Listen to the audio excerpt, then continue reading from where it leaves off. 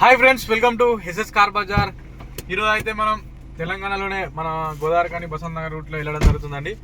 ఈరోజు ఒక చిన్న ఇన్ఫర్మేషన్, ఇటీవల కాలంలో జరుగుతున్న మోసాలు, క్రైమ్ల గురించి చిన్న అప్డేట్. మన వల్ల ఒకరికి విషయం తెలిసిన మనకు సంతోషం, ఒకరు మోసపోతున్నా కూడా మనకు బాధ అనిపిస్తుంది. తెలిస్తే ఎంతో కష్టం చేసి వెహికల్ కొనుక్కుంటున్నారు, ఎంతో కష్టాలు పడి. ఏదైనా అండి, రూపాయి రావాలంటే ఎవరైనా కష్టపడాల్సిందే. ఈ రోజులలో ఈజీ అనేది అంత సాధ్యం కాదు పని. ఇక ఈ మధ్య ఏం జరుగుతుందంటే, ఈ మధ్య కాలంలో చాలా రకాలుగా మీరు అబ్జర్వ్ చేస్తున్నారో లేదో, ఓన్లీ యూట్యూబ్లలో రీల్స్, ఇన్స్టాలో రీల్స్ కాకుండా సమాజంలో ఏం జరుగుతుంది అనేది ఒక కన్ను అయితే వేసి ఉంచాలండి. ఇప్పుడు ఇలా ఏదైనా ఒక ఇన్ఫర్మేషన్ మీకు చెప్తే ఈ వీడియో 100 మంది కూడా చూడరు, నాకు తెలుసు. చూసిన వాళ్ళు కూడా లైక్ చేయరు. అయినా పర్లేదు, అందులో ఒకరిద్దరికి మన వీడియో రీచ్ అయ్యి ఒకరిద్దరు నష్టపోకున్నా కూడా మనకు తృప్తి. మన వల్ల ఒక ఇన్ఫర్మేషన్ ఒకరికి తెలిసినా చాలండి. ఎందుకంటే కొంచెం అబ్జర్వ్ చేయండి సమాజంలో ఏం జరుగుతుందో. ముఖ్యంగా ఏమవుతుందంటే, నాకు ఇటీవల కాలంలో ఎదురైన సమస్యలు చెప్తున్నాను. నేను ఒక 2 పంచాయతీలు అయినా ఈ మధ్య కాలంలో, అంటే ఈ 2 నెలల 13 రోజుల కాలంలో ఒక వెహికల్ గురించి అయితే దాదాపు ఒక 7 సార్లు పోయినండి పోలీస్ స్టేషన్కి, పెద్ద మనుషుల దగ్గరికి. అంటే మా మిత్రుని వెహికల్ ఏంటంటే, వీళ్ళు సెల్ఫ్ డ్రైవ్ అని తీసుకుంటున్నారు కొంతమంది మార్కెట్లో.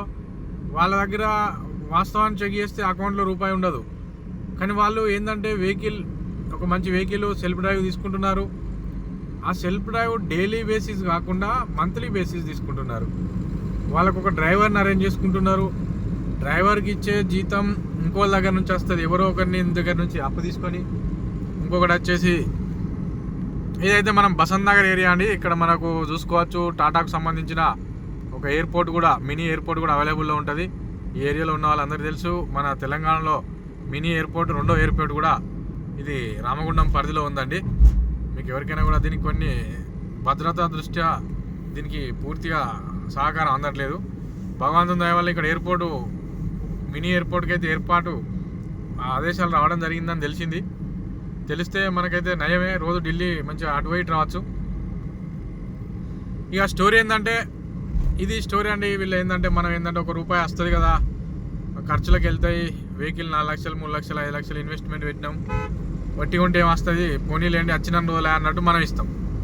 కానీ అందులో ఏంటంటే, మీరు మంత్లీ వచ్చే 20,000కు 25,000కు చూస్తున్నారు, కానీ దాని తర్వాత జరిగే పరిణామాలు మాత్రం ఊహకు అందని విధంగా ఉంటున్నాయి. కొంతమందికి ఏం జరుగుతున్నదంటే, ఒక రకం వాళ్ళు ఎన్నో వెహికల్ గుద్దేస్తున్నారు, ఏదో స్మగ్లింగ్ చేసేస్తున్నారు. ఆ వెహికల్ ఎక్కడో స్టేషన్లో, అంతర్రాష్ట్రంలో దొరికి పడుతున్నది. దాని తర్వాత కేసు ఎవరి పేరు మీద అవుతుంది? వెహికల్ ఓనర్ పేరు మీద అవుతుంది. నమో నారాయణ. నీ లాభం గువ్వలకు వస్తుంది, లాయర్ ఫీజులు, నీ వెహికల్ సీజు, తర్వాత నువ్వు ఉల్టా జైలు పోవాల్సిన పరిస్థితి. ఒక రకమైన కేసు. ఎందుకంటే వాడు ఏ స్మగ్లింగ్ చేస్తాడో తెలియదు, వెహికల్ని దేనికి యూజ్ చేస్తాడో తెలియదు. చూడ్డానికి మన చుట్టుపక్కల బాగానే ఉంటాడు. వాడు గోల్డ్ చైన్, గీల్డ్ చైన్ వేసుకొని మంచిగా ఐఫోన్, యాపిల్ ఫోన్ అన్నట్టు బందోబస్తు రాయల్ లుక్తో ఉంటాడు. మంచి కద్దరు షర్ట్లు వేసుకొని చూడ్డానికి మనం ఏ విధంగా సంపాదిస్తున్నాడు అనేది అయితే మనం కొంచెం కూడా ఆలోచించాం. అదొక రకమైన జరుగుతున్నది. ఇంకొక రకం ఏం జరుగుతున్నది అంటే, కుదవ పెడుతున్నారు కొంతమంది. ఏంటంటే, వెహికల్ని మన దగ్గర రెండుకు తీసుకొని నడుస్తున్నది వెహికల్ అని మనకు చెప్తున్నారు. నెలకు 20,000. అన్నానికి 20,000 ఎందుకు, 25,000 ఇస్తామట అని 25,000 ఇస్తున్నారు. ఎందుకంటే డౌట్ రాకుండా. ఆ విధంగా ఒక 4-5 నెలల తర్వాత మంచిగానే ఇస్తున్నారు. తర్వాత రెంట్ ఇచ్చడం మానేస్తున్నారు. అప్పుడు డౌట్ వచ్చి మీరు కాల్ చేస్తే మీకు కాల్ లిఫ్ట్ చేయడం లేదు.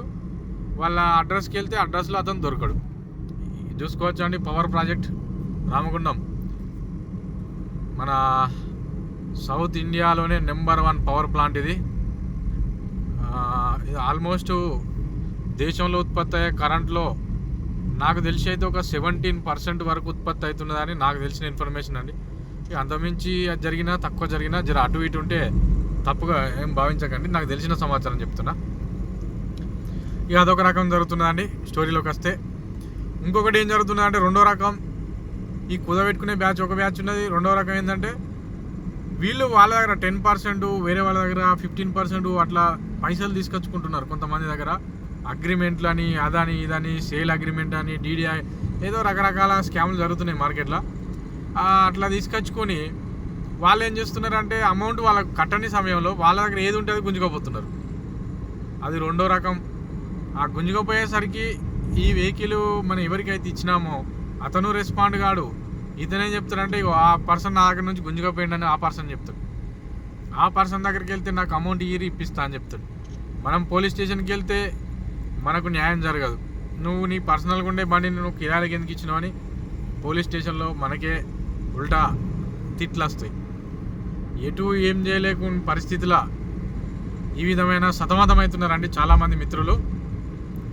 దయచేసి చెప్తున్నాను. ఇంకొకటి ఏంటంటే ఇంకో రకం వెహికల్ ఇప్పుడు మీకు సపోజ్ వాడు ఒక 10,000 ఇచ్చినాడు అనుకోండి, వెహికల్ని ఒక 1,00,000 రూపాయల వాడకం వాడతాడు.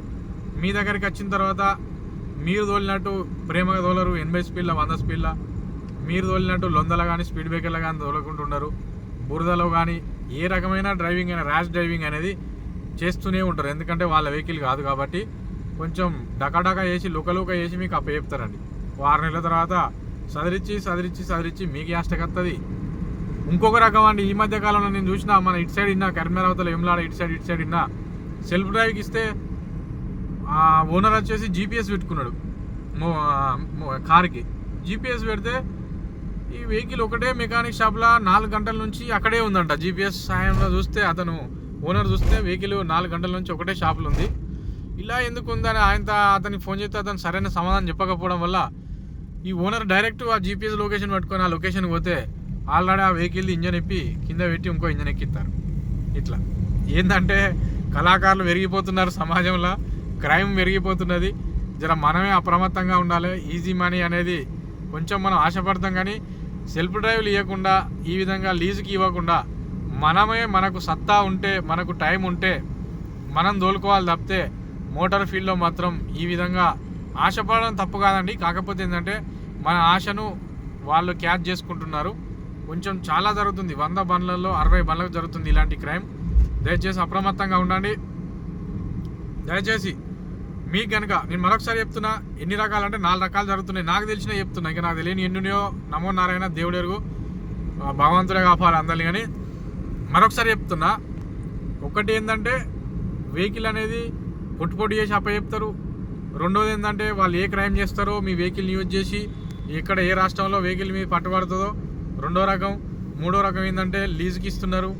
లీజుకి ఇచ్చినోడు ఏం చేస్తున్నాడంటే మీకు 2-3 నెలలు 4 నెలలు అట్లా కిరాయి ఇస్తున్నాడు. తర్వాత నుంచి ఫోన్ లిఫ్ట్ చేయడం లేదు, ఆ వెహికల్ ఎక్కడుందో కూడా తెలియడం లేదు. ఇక 5వ రకం ఇంకో నరుగుద పెడుతున్నారు. ఇట్లా ఇలాంటి క్రైమ్లు జరుగుతున్నాయి. దయచేసి అప్రమత్తంగా ఉండండి. మీ వెహికల్ మీ దగ్గర సురక్షితంగా ఉంచుకోండి. మీకు ఆపద సంపద అప్పుడు మీ కార్లో మీరు ప్రయాణం చేయండి. మనం ఏదో రూపాయికి ఆలోచిస్తే తర్వాత 10 రూపాయలు నష్టపోయే పరిణామాలు జరుగుతున్నాయి.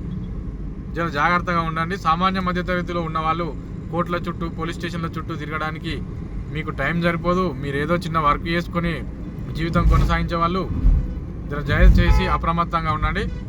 ఓకే ఫ్రెండ్స్, ఈ విధంగా రోడ్లపైన వెళ్ళేటప్పుడు కూడా ఇక చూసుకోవచ్చు. ఈ విధంగా సెల్ ఫోన్లో మాట్లాడుతూ ప్రయాణం చేయకండి, అది ప్రాణాలకే ప్రమాదం. ఈ వీడియోలో నేను పట్టుకోలేదండి మొబైల్ను, నేను కూడా ఖాళీ మాట్లాడుతున్నాను తప్పితే నేనైతే ఫోన్ పట్టుకొని అయితే డ్రైవింగ్ చేయడం లేదు. Okay friends, thank you. Please subscribe SS Car Bazaar. నమస్తే. దయచేసి నేను చెప్పిన ఈ సమాచారం మీకు ఏ మాత్రం చిన్న కొంచెమైనా నచ్చినా ఒక లైక్ అయితే ఇవ్వండి దయచేసి ప్లీజ్. నమస్తే, జై హింద్.